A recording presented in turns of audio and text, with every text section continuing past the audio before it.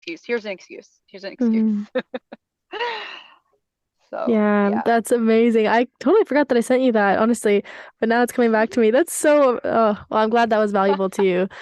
Oh my So gosh. valuable. Uh, Literally changed my life and was exactly what I needed to hear at that moment. wow. Excellent. Yeah. That's amazing.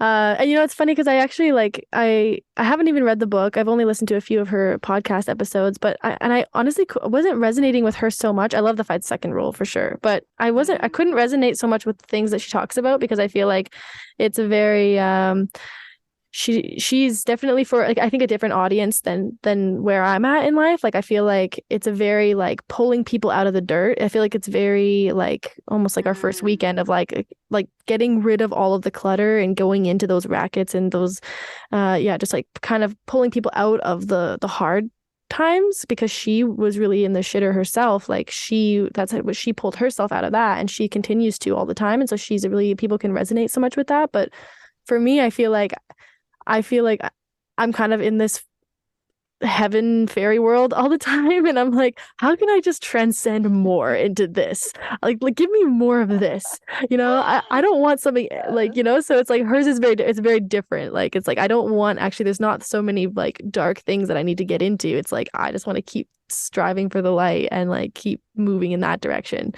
so Yeah. but I'm glad that you were able to take something from that out of the very small amount that I've like even read about her. Yeah. Yeah. No, that it was it just goes along with like what I've been saying, where like we always get exactly what we need at every moment. Mm. And yeah, just having you in my life, and you sending me that was like I was like, thank you. Oh, it's So amazing. needed. It's so amazing. Well, I look up to you so much, Kelsey. Like you've achieved what I would consider. I don't know if you've ever said this actually specifically about yourself, but I'm saying it about you from what my experience of you is that you've achieved full self-acceptance. Hmm. And at age, is it 30? You're 30, right? Or 33. 33. At age 33, you've achieved full self-acceptance. You've created the life of your dreams and you're living your vision. And okay, so first off, I want to just ask you, what is your vision? And because I've talked to the people about my vision, so I feel like if you've been listening to my podcast, you understand what a vision is, and I've talked about mine, but I want to hear what's your vision and you're living that vision. And also, what is it that brought you to be able to say, I'm living my vision? Like, is there anything that you can say for the audience listening who is thinking, probably, I want that? Like, I want to be living my vision. And is there anything that you can share with everybody about how you got to be in that powerful place that you're in? Mm. Wow. Amazing questions. Yeah. So it's interesting because um, my whole life, I felt like I didn't really have a vision. I didn't have much of direction at all. And it's really only recently, and like honestly, this course kickstarted it for me.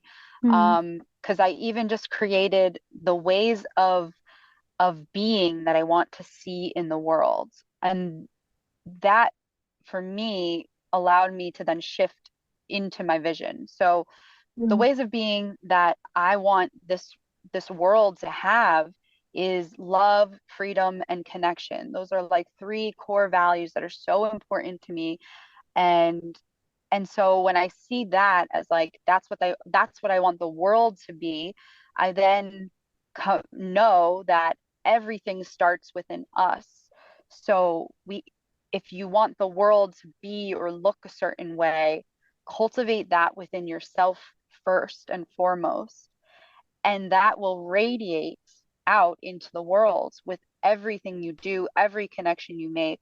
And there's just unspeakable, unthinkable ways that when you're showing up in that way, how that will affect, whether the world, whether it be butterfly effect or something just like we can't even fathom what miracles and magic will come from that existence and that intention and that ways of being that you are cultivating within.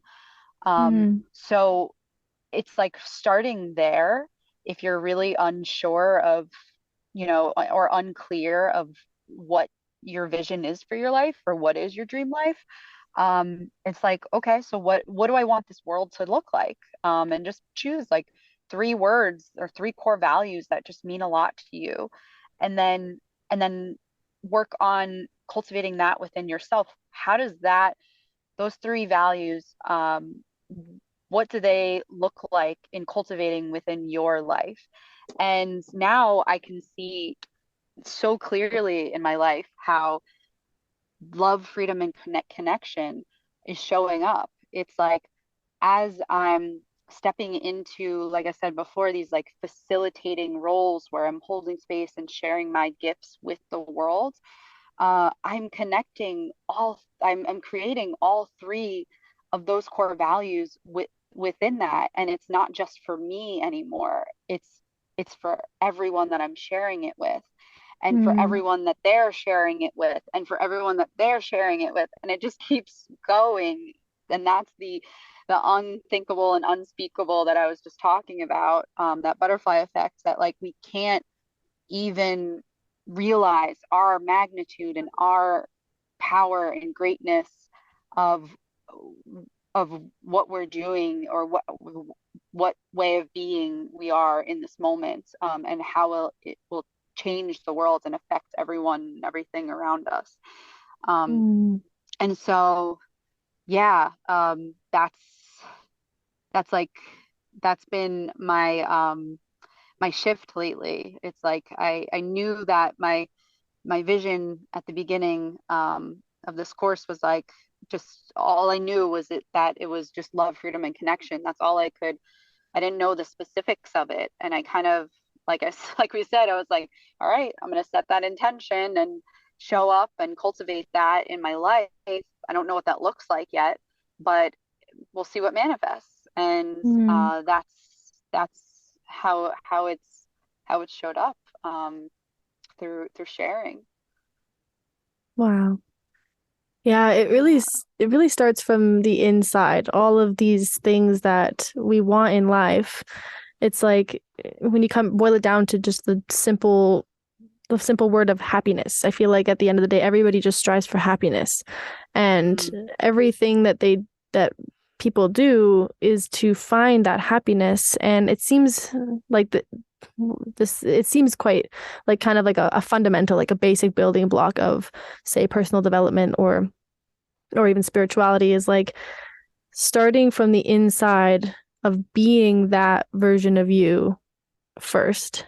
And, like mm, be, do, have rather than have. I think it's, like be that version of yourself mm, in order to do the things that go along with your being. And then you will have the benefits of doing and being those things.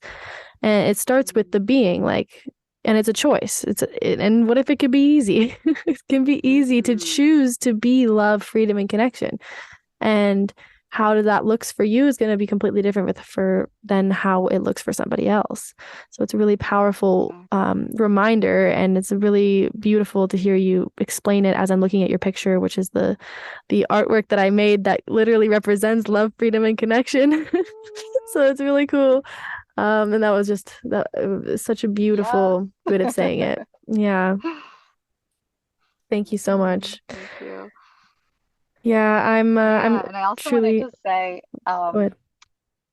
it was interesting because I also wanted to say, just like on our first day of the course, I remember uh just seeing you. Our course was all online, and so I could only, see Carmen, and I was like, huh, there was something there that I was like, I feel something. Like I felt like I couldn't explain it, but there was just a connection. And then you spoke up, and I remember this because you were the first person to speak at, or like even ask a question or do anything. And I was like, whoa, this girl's like not afraid. Like, like, because it's a little, uncomfortable to just be like the first person to raise their hand or speak or say Mhm. anything. And then in a course or whatever. And I just remember being like so inspired by you at that time. I was like, Oh. whoa, she's not messing around. And like, yeah, it was just, you showed up in a very powerful way, even to me, even just like in that small moment. So, and then I just, as soon as you were speaking, I was like, okay, yeah, like this, I just felt even more connected to you. I was like, Mm. I know this girl. Mm-hmm. Wow. And who would have thought, like, really that such a beautiful friendship would be birthed from that, just from and I'm so thankful that you went along with that initial feeling that you had because you reached out to me first and and said, "Hey, like I feel connected to you and here's why. I think that, like and then I was just like, "Oh my gosh, yes." Like, and immediately we became friends and it was just such a and so I'm forever grateful that you felt what you felt and you acted on it. Like you just you took action on the intuition and that was it's almost that is a small, not even small, but that's a beautiful example of kind of the masculine and feminine energies coming together to create results in your life. Like your feminine energy picked up on my energy. You picked up, Mhm. that's just like that spiritual, that intuition, that connection.